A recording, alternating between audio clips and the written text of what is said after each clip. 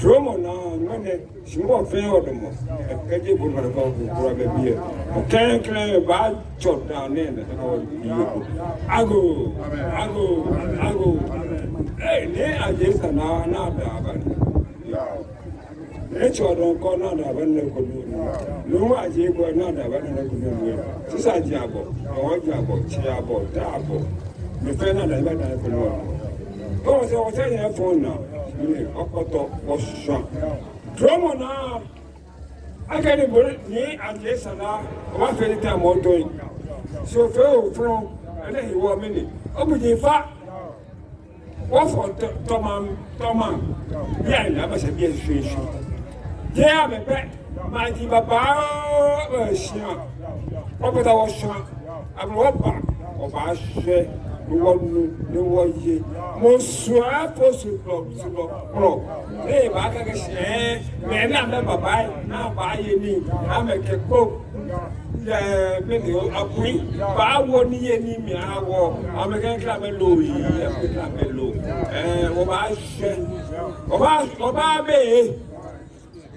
My friend, man, on him, man, so your mammy and a man, the game of a pack. Surely, you make back the whole one go fight. Taji Neti, get a hair come me. Make back my friend fight. The Gantani, Equaka Ghana, my name. Equaka Ghana, my name, Equaka Ghana, my name, I can't go in me. What's the thing to them? As I feel back, having to have to.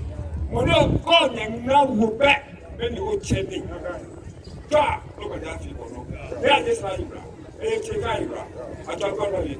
Look at that people.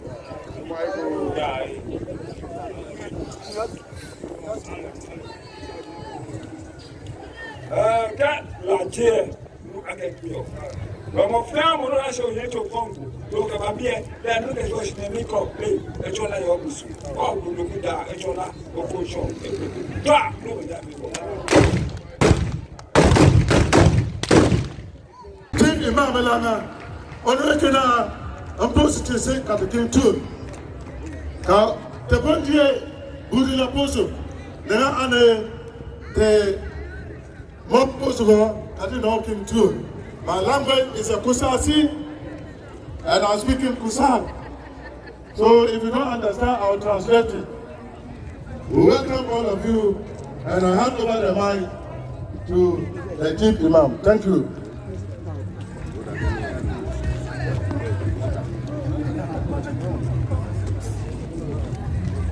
Bismillah ar-Rahman ar-Rahim.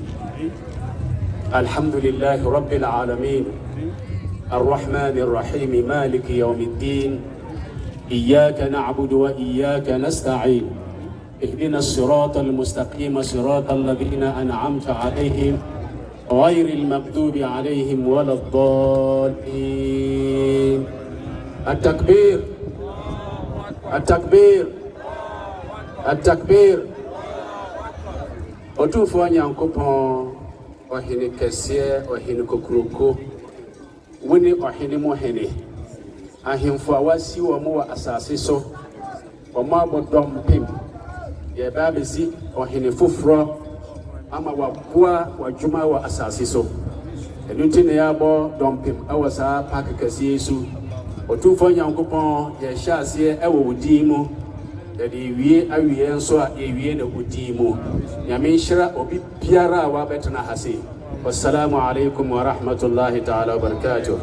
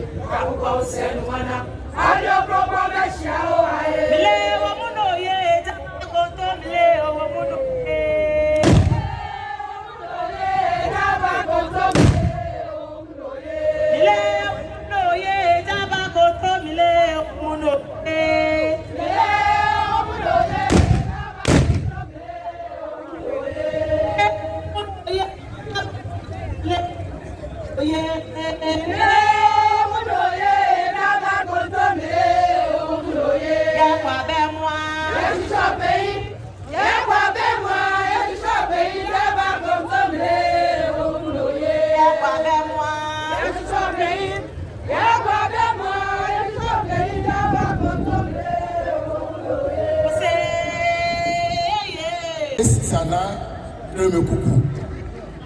Neja Jema Manche. Awana Kawana Kukra, Awana Fi Nomaka Egumi. Ne Ka for Bieta. Jene Jubilee ceremony Kukra of you. Jiwa Yafi. I guess another quackation. I feel never to my hand. You are Tromona. Sophia and then Mugajamwe, a trail of fair one. No walk all your way to our a jelly to find how no one Dutch of village. The father here, I feel about who was there. Nay, go here. I get book. No, when you make Kusasi be New York, I go to Busabola. Amega wa champi no wana me suba ame suba ni wana saga won wo wa me yenya wo wo me ni egome te manche ya jesa na shi don ne fe no ona fe anu ko won ta wo fe ni wo fo me ni ne ameba wo ka me nuko na me chewo ya me ma wo ba nya wese ni wo ka ma ya ogome to me yin o ye ma no ta ejola ba ma omo onyami no ge onto no ge la fi onyami polisi sifimu aba ma mi no bia ne wo kusa ase manche when a jeep date no li back chanene no odon hie bia ne ye wote a ke nyemme ke wo ku fe ame ye wote a no wo nka ma ke ke no ko fi ame lebi jo so ane jo bɛka gyo nwunutwo gyo nwɔnne gyo na mekyɛ wɔ ɔwankuwa metoe na wɔn ka wɔkyɛ ame amenyɛ wɔ se na ɔmanyɛ gyina na wɔfia na ne yɛ ɔmempɛgye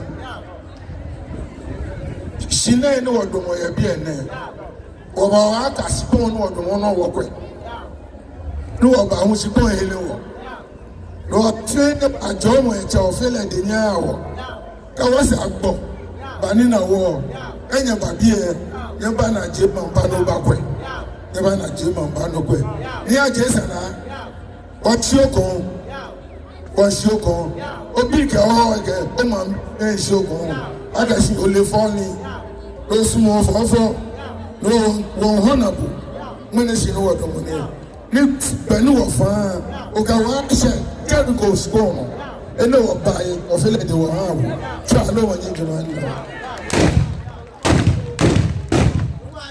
wɔ bilɛ ne wɔ fɔ bɛn wɔ baa wɔ le bɛn si gaba ha ɔbɔ sɔfo wokunu ba yɛ sabama ne ma tɛla jɔnma wɔ da ni bɛɛ agye koko. Agago ta no manyala fo gbe gombe if aga mene e afi soloko ni efi mi se gbe ka me baba o ni mene gbe ne no won mo sine e ba fi chapa e ha mo fe mo big e ho fe ene iwo ni normally e yune no ko mo ake bo akato man ni wo kaji yo molo kadoyi progression onyani progression onyanyo progression no fe no ni ha manjano ene wo wana ake amoto ne waka bli kuma ba kwa wo waka papa ne e ba tum me soti wo so no sham of omnishi to no wana man no ya ene wo wonye me kusasi ni obi epe de aje mankeke de aje manke won fe wata wa me yenye ifia mi ake le tipa ita edene ni na ofo bi owo le be ina ewo mene ndumoni aje sana na jian ke ewon chese ajian ko ni ma wo papa le gbe asema meka tiesi ani nyina owu ba auto ni eno nti enne se adesa na wo ba ye beto odin na ye ndo enfra wo he ye ndo enfra wo he ye de din ene beto wo so efri enne ko no odin a ni adesa na de to ni ye ni adie te ba wa wo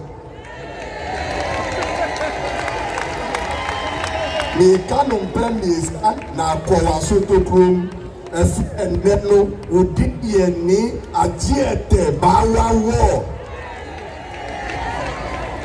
de tosu me sa na odi ye ni ajiete be boaye sa na be ya pronounce ye be nya nkoso nyame nhyirawo nyame nto nso ngusu oma wo patentin ahombrase pe ene enwohia nyame nhyirawo da amen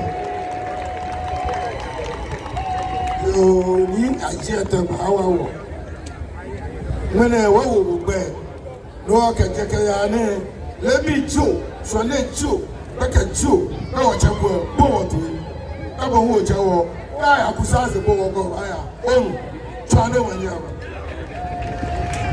Thank you. Let's give it to them. Let's give them. Let's give them. What we do this never. What we do this never. Yeah. Yes, see that. Now can cover this. You know me. Agenda. Bow. Agenda. Bow. Yeah. Give me something.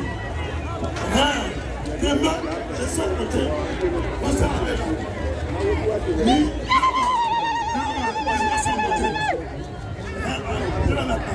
So what's happening? Now something.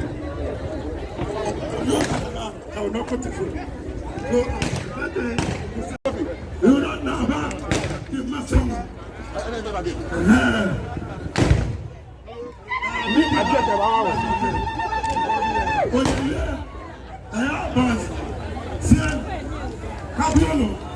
On this occasion, okay now.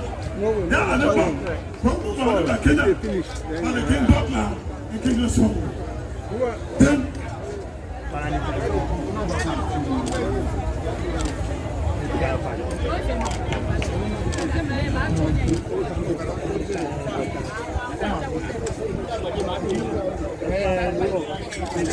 I'm not on there. You are not there. The prayer coming. Papa say, just say, let one day touch me. Let one day touch me. Me just say, Papa say. You know, I'm baby.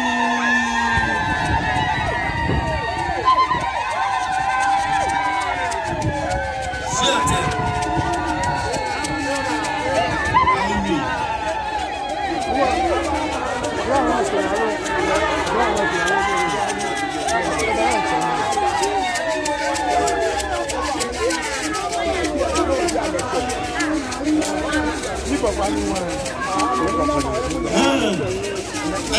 Now we will see that.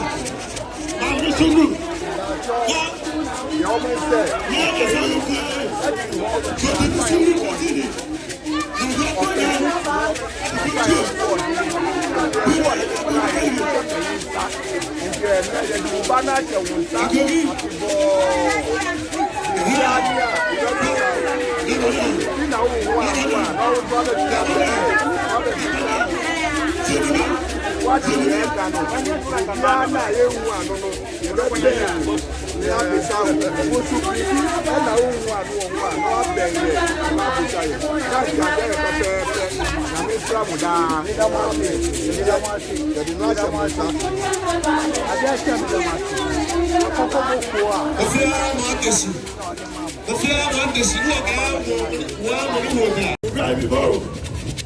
What a move, somebody. This is the Kusasi. We call them Tukwado.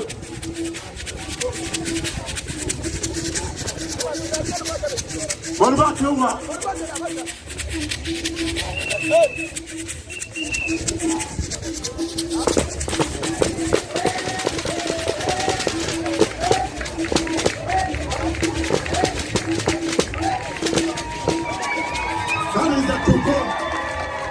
The Kusasi dance from Boku traditional area. Kim Puse Ankara na nama. Ankara is not na Kiminani. Kimin Ankara is Kusa na benda. Na benda. What? Karaki. Yes. 1, 2, 3.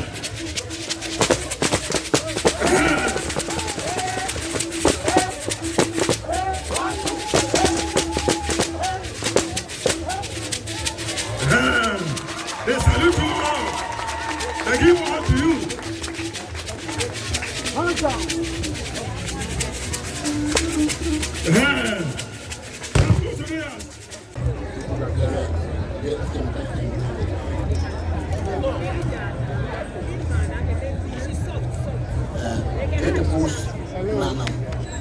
Kapus ni amasa, kapus na abang usa.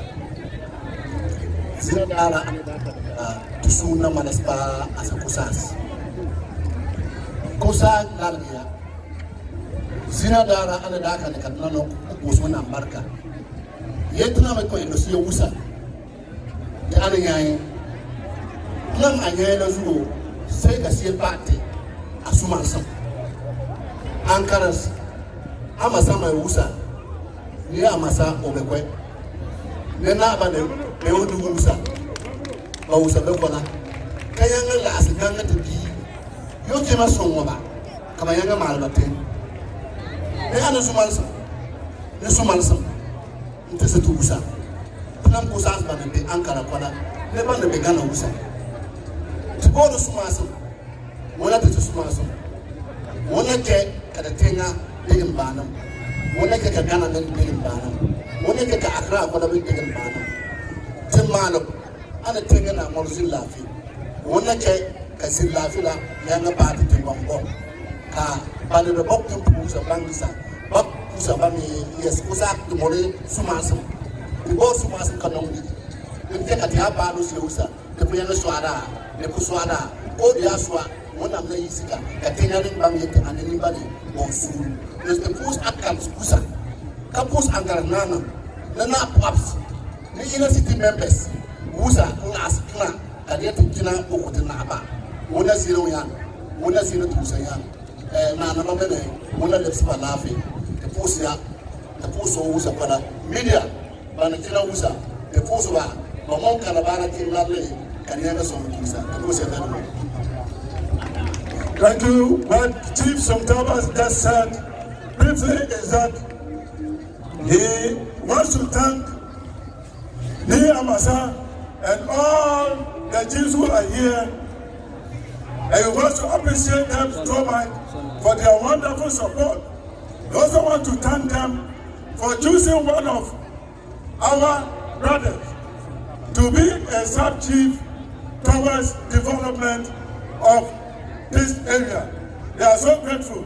They appreciate all that you have done. And we have come from all walks of life, from the inner city, up eastern, western. We are here because of this occasion. He wants to thank all of you and say that development is for peace. Development cannot proceed without peace. So when there's peace, there's development. And Kusasis are for peace. And therefore, we are here as our brother has been picked up to be the chief. He wants to assure that we are loving people. We love people and we are so peaceful.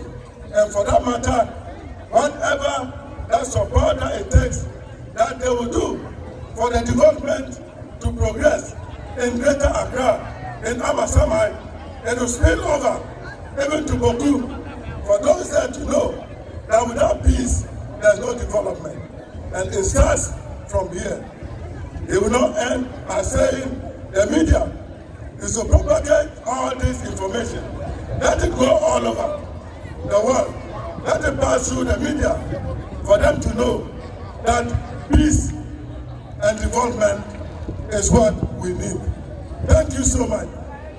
And God bless us all. That is the message that Chief Dr.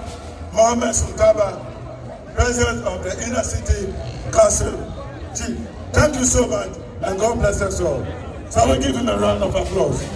Thank you. We have in our midst.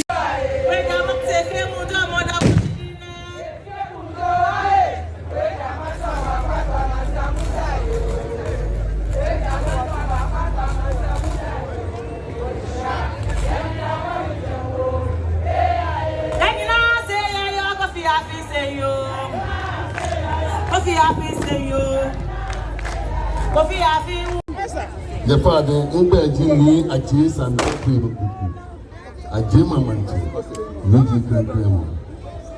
When they be there, if they be true, if they be me, shady. He was a Madda Mancheme Uji.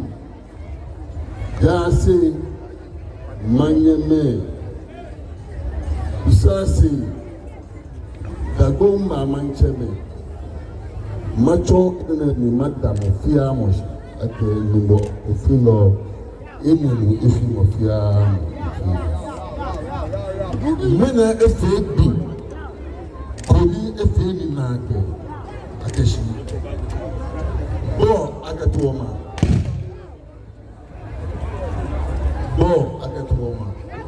If you was asking Peggy Numasumo Bohani Walafi or no Anakeshi Numo Joma. Allo Kapoya Mami. Me Osumo Manson, Numo Jona.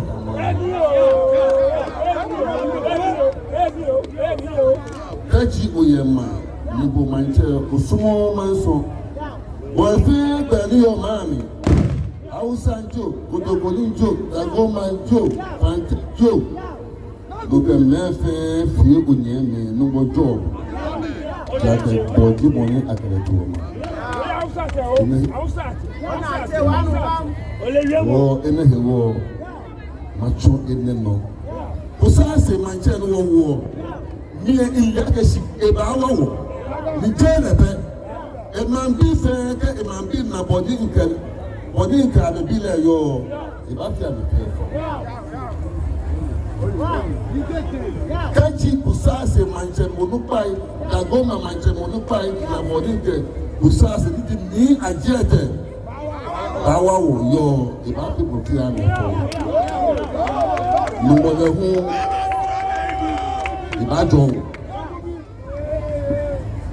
beni atobi manche inde no si ni amaso se ko ji mi master papa no kia no e chomi boni ayo manche ha aye manche ketofa aye manche kawo aye manche ni oke onyemi ba fande aye man bi ko e ba be kale ake so ke fagbolu agbele no le na kan ni e bo manche o ya ni shile ne san kele ni ko e manche so mo man bi fe no job simoni ekebe ni ojo le fe le enabo akashika enabo ibagbo le contract matodi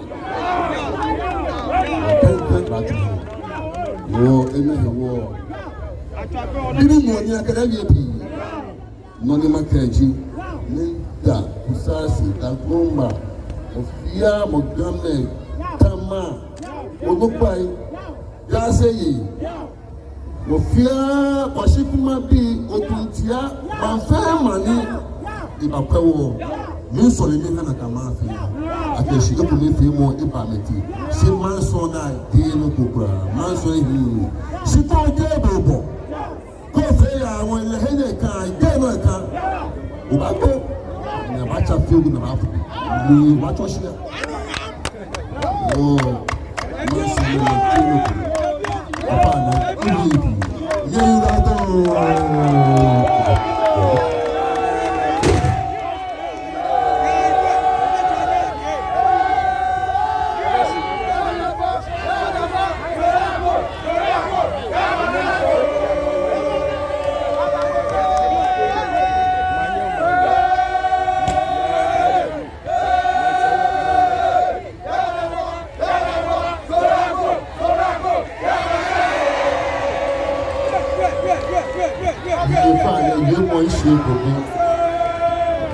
Imasa, imposo, inopiano, inopa, wa neje babedemi. Doctor, Chiama, mene babi, basla. Le mo irado wa se nye abes.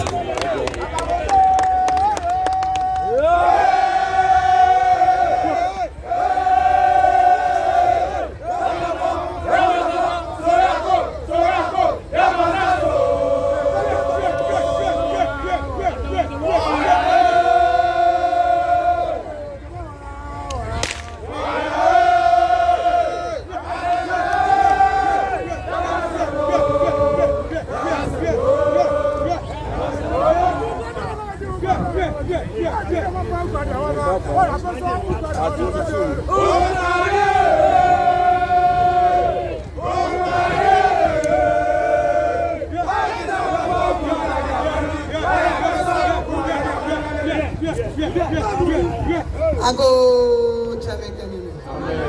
Akago. Ni oseku defense. Kame wakule. Ni body omanye. Hey, ofani akadokta stogbe. After ni body omanye. Many of you for no buy ni babie. Manyeme, mancheme hina no bi.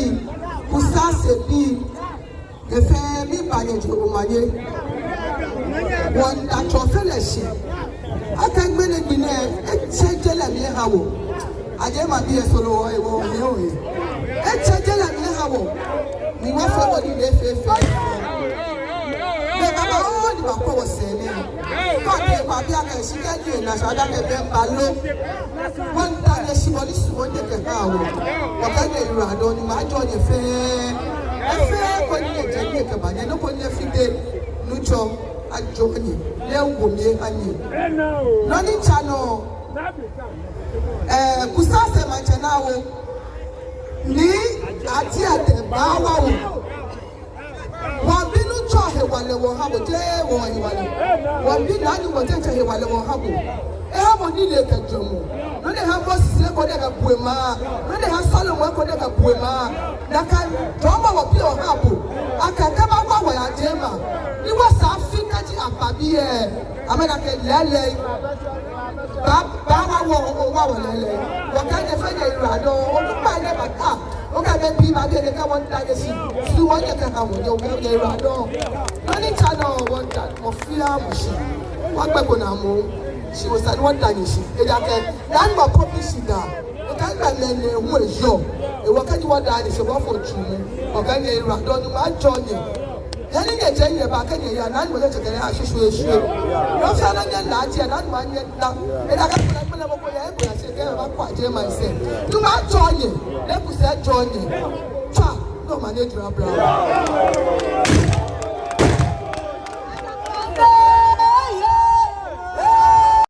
Ago ni me ta na me ta manja blawo ime yewa don na me yewa don na de me ite shon te papa fe yewa don wonyemi kusase bi fe onyemi kusase bi fe ni na ma pese bi e ke wo ni wo ke wapoto mo ke famo e ba na agbe enyo no ama wowo ni wona ajete ba wowo wonder mo fe mo si ago jale ago ta manja blawo jame yeme inde hwe wo